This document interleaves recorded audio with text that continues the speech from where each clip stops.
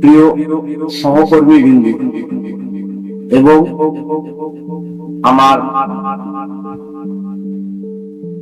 যারা এই ভিডিওটি দেখছে সকলকে জানাই শুভেচ্ছা এবং অভিনন্দন।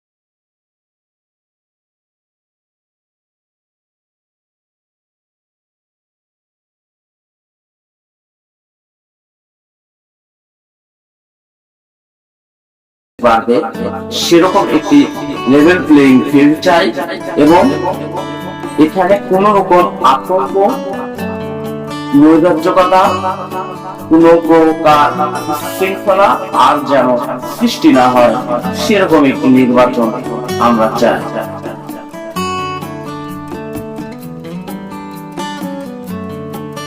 সংগ্রামী ভাইয়েরা, বাংলাদেশের এই সংকট এখন একটি মাত্র উপায় রয়েছে, সেটি হচ্ছে একটি নির্বাচিত সরকার, যে সরকারের মাধ্যমে বাংলাদেশের সকল প্রকার সংকট থেকে উত্তোলন হতে পারে এবং আমরা যে বাংলাদেশের স্বপ্ন নিয়ে দীর্ঘ 17 বছর যাবৎ ফ্যাসিস্ট সরকারের বিরুদ্ধে আন্দোলন সংগ্রাম অংশগ্রহণ করেছি এবং ফ্যাসিস্ট সরকারকে পতিত করার জন্য আমাদের অনেক ভাই বোনেরা তাদের জীবন আত্মত্যাগ করেছেন এবং তাদের এখনো অনেক ভাই ও বোনেরা অসুস্থ অবস্থায়, পঙ্গু অবস্থায় হাসপাতালে দিন যাপন করছেন। প্রিয় ভাইয়েরা, আজ মানুষের দম বন্ধ করে বাঁচার মতো অবস্থায় দাঁড়িয়েছে। আজকে আপনারা সকলে জানেন, দ্রব্যমূল্য আগুনে পুড়েছে। একটি মধ্যবিত্ত পরিবার তার পরিবারকে সুষ্ঠুভাবে যে তার পরিবার পরিচালনা করবে, সে সক্ষমতা আজকে মধ্যবিত্ত পরিবারেরা হারিয়ে ফেলেছে।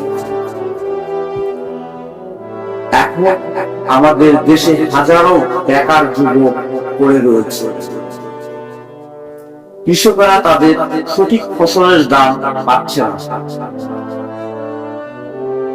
আপনারা জানেন, জনগণ পরিবর্তন চায়, যে পরিবর্তনের মাধ্যমে একটি নতুন বাংলাদেশ বিনির্মাণ হবে, যে বাংলাদেশে সকল প্রকার সুযোগ সুবিধা থেকে শুরু করে গণতান্ত্রিক অধিকার এবং মানুষের যে ভোটের অধিকার, মানুষের যে খাদ্যের অধিকার, চিকিৎসার অধিকার, শিক্ষার অধিকার, সে সকল অধিকার বাংলাদেশ আবার ফেরত চায়। বাংলাদেশ একটি নতুন বাংলাদেশে রূপান্তরিত করতে গেলে আমাদেরকে অবশ্যই আবারও ঐক্যবদ্ধ থাকতে হবে। তাই আমাদের সবাইকে আবারও শপথ নিতে হবে, যেভাবে আমরা ফ্যাসিস্ট সরকারকে পতিত করেছি, যে ঐক্য গঠনের মাধ্যমে আমরা কথিত সরকারকে এই দেশ থেকে বিতাড়িত করতে পেরেছি, ফ্যাসিস্ট সরকারকে বিতাড়িত করতে পেরেছি, সেরকম একটি ঐক্যর মাধ্যমে আবারও আমরা একটি নতুন বাংলাদেশ এবং অগ্রযাত্রা উন্নত বাংলাদেশ তৈরি করতে সক্ষম হব বলে আমরা বিশ্বাস করি। প্রিয় ভাইয়েরা, আপনারা জানেন, বাংলাদেশ জাতীয়তাবাদী দল গণতন্ত্রে বিশ্বাসী একটি দল। বাংলাদেশ জাতীয়তাবাদী দল যতবার ক্ষমতায় এসেছে, নির্বাচনের মাধ্যমে, ভোটের মাধ্যমে ক্ষমতায় এসেছে। ভোট কারচুপি এবং ভোট ছিনতাই, ব্যালট বাক্স ছিনতাই, আগের রাতে ভোট দিয়ে অন্যায় ভাবে কখনো বাংলাদেশ জাতীয়তাবাদী দল কখনো ক্ষমতায় আসেনি। আপনারা জানেন, আজকে যে সম্মাননা বারবার বলে আসছে সংস্কারের কথা। প্রিয় ভাইয়েরা, প্রিয় সহকর্মী ভাইয়েরা, আপনারা সকলে অবহিত আছেন, 2023 সালে গণতান্ত্রিক রাজনৈতিক দলগুলোকে নিয়ে বাংলাদেশ জাতীয়তাবাদী দল 31 দফা রাষ্ট্র কাঠামো আমাদের মাঝে দিয়েছে, যেখানে বাংলাদেশের যে প্রকার সংস্কার প্রয়োজন, সে প্রকার সংস্কার সেখানে এই 31 দফায় উল্লেখ করা রয়েছে। আমরা যতদূর আমাদের সক্ষমতা, আমাদের চেষ্টা অনুযায়ী আমাদের সকল নেতাকর্মী আপনাদের জনগণের প্রত্যেকটি দ্বারে দ্বারে গিয়ে এই 31 দফা পৌঁছে দিয়েছি। অতএব আপনারা সকলে 31 দফাটি ভালোভাবে পড়ে বুঝিয়ে নিন এবং বাংলাদেশ জাতীয়তাবাদী দল যদি আপনাদের ভোটে নির্বাচিত হয় এবং আপনাদের যে আকাঙ্ক্ষা, দেশের যে আকাঙ্ক্ষা এবং আমাদের যে 31 দফা রয়েছে, সেই 31 দফা ইনশাআল্লাহ বাস্তবায়িত হবে। কারণ বিএনপি কখনো মিথ্যা আশ্বাস দিয়ে ক্ষমতায় আসে না। বিএনপি যতবার ক্ষমতায় এসেছে, যে নির্বাচনের ইস্তেহার দিয়েছে এবং যে মানুষকে যে আশা দিয়েছে, সে আশার প্রতিফলন বিএনপি তার শাসনামলে করতে পেরেছে। অতীতে বিএনপির রাজনীতিতে যে প্রকার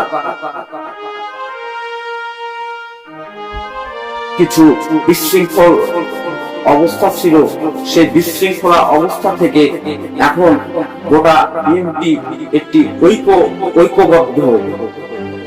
সুদূর লন্ডন থেকে একটি লোক, যে লোকটি দিন রাত পরিশ্রম করে বাংলাদেশের মানুষের কথা চিন্তা করে এবং বাংলাদেশের গণতন্ত্রের অধিকার ফেরত আনার জন্য দিন রাত পরিশ্রম করে আমাদের সকলকে, শুধু বাংলাদেশ জাতীয়তাবাদী দল নয়, পুরো বাংলাদেশকে ঐক্যবদ্ধ রেখেছে সেই দেশনায়ক আমাদের অ্যাক্টিং চেয়ারম্যান জনাব তারেক রহমান। আপনারা সকলে তারেক রহমানের প্রতি বিশ্বাস রাখুন। তারেক রহমান আমাদের সত্যিকারী যে স্বপ্নের বাংলাদেশ রেখে গেছেন, আমাদের শহীদ প্রেসিডেন্ট জিয়াউর রহমান যে স্বপ্নের দিকে ধাবিত করে গেছেন বাংলাদেশকে, সেই স্বপ্ন ধারাকে পূর্ণ রূপ দিয়ে দিবেন আমাদের দেশনায়ক তারেক রহমান। এই বিশ্বাসটুকু আপনারা বাংলাদেশ জাতীয়তাবাদী দলের উপর রাখবেন। প্রিয় ভাইরা, আপনারা জানেন বিএনপি এখন পর্যন্ত অসংখ্য নেতা কর্মীকে তাদের বিতর্কিত কর্মকাণ্ডের জন্য আজীবনের জন্য আমাদের দেশনায়ক তারেক রহমান তাদেরকে বহিষ্কার করেছে। কোন দুষ্কৃতিকারী, কোন জুলুমবাজ, কোন চাঁদাবাজ, কোন জবরদখলকারী, কোন সন্ত্রাসী বাহিনী আমাদের এই বাংলাদেশ জাতীয়তাবাদী দলে আর অবস্থান করতে পারবে না, সেটি স্পষ্ট ভাবে আমাদের জনাব তারেক রহমান বার্তা দিয়েছে। আপনারা যদি গ্রামে থেকে থাকেন, সেই গ্রামের দিকেও নজর রেখেছেন আমাদের জনাব তারেক রহমান। তারেক রহমান এখন শুধু একটি রাজনীতিক, বাংলাদেশের রাজনৈতিক ব্যক্তি নয়, তিনি এখন গোটা বাংলাদেশের, গোটা বিশ্বের যে রাজনৈতিক ব্যক্তিত্ব রয়েছে তাদের মধ্যে তিনি একজন, যিনি সুদূর লন্ডন থেকে একটি দলকে সুপরিচিত রেখে, একটি দলকে এবং একটি দেশের মানুষকে সাফল্যের দিকে ধাবিত করেছেন।